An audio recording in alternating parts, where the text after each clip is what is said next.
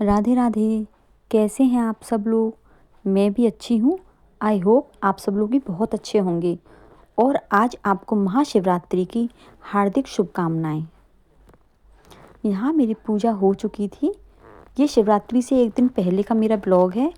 पूजा करने के बाद मैं आ गई थी किचन में खाना बनाने के लिए। और मैंने आज बनाई थी काशी फल की सब्ज़ी। उसमें मैंने प्याज डाली थी, इसलिए मैंने थोड़ी सी दही रखी हुई थी, मैंने उसकी अलग से कड़ी बना दी ठाकुर जी के भोग के लिए। फिर मैंने गरम गरम रोटियां सेकी और अपने ठाकुर जी का भोग लगाया। उसके बाद मैंने अपने लिए रोटियां सेकी, क्योंकि बच्चे तो 3 बजे करीब आते हैं, तो मुझे भूख लग रही थी। तो मैंने सोचा चलो मैं खाना बना लेती हूँ और खाना खाकर फ्री हो जाती हूँ।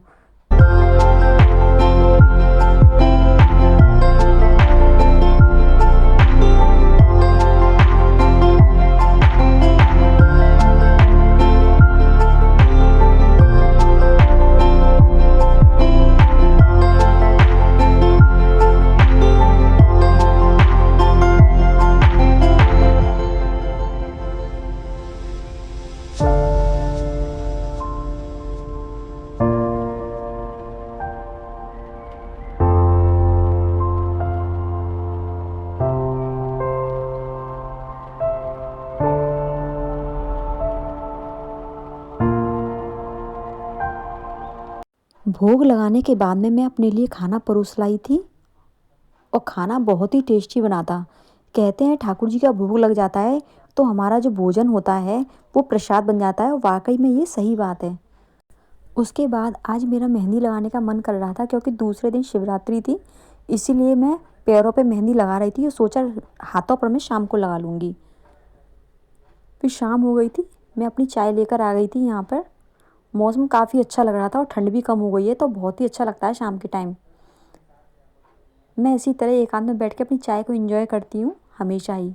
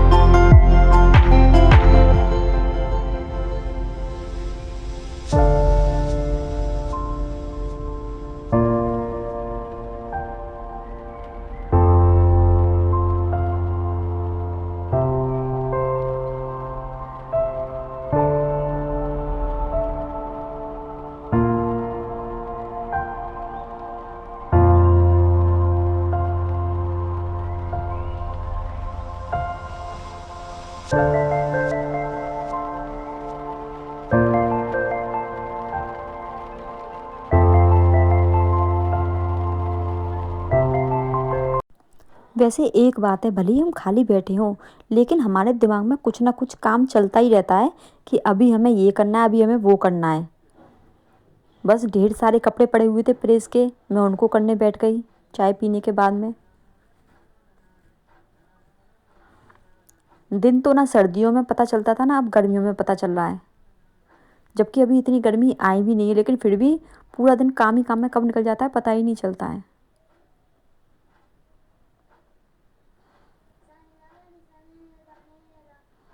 यहाँ मैंने कपड़ों को अच्छी तरह से प्रेस करके रख दिया था, क्योंकि कल दूसरे दिन शिवरात्रि थी, तो मैं सोच रही थी उस दिन के लिए ज़्यादा काम ना रहे, क्योंकि व्रत होता है तो ज़्यादा काम होता भी नहीं है, क्योंकि उस दिन पूजा पाठ में ही काफ़ी समय लग जाता है। उसके बाद ये खोया ले आए थे, तो मुझे उस खोए को भी भूनना था।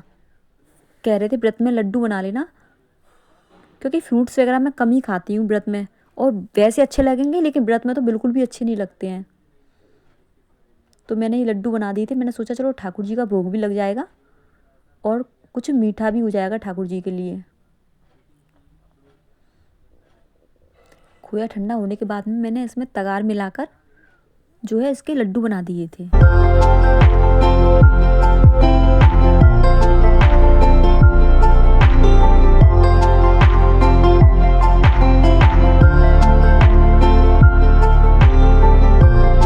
उसके बाद में मैं इस रजाई के कवर को सिलने बैठ गई थी, क्योंकि जो बाज़ार की सिलाई आती है ना वो जगह जगह से हट गई थी।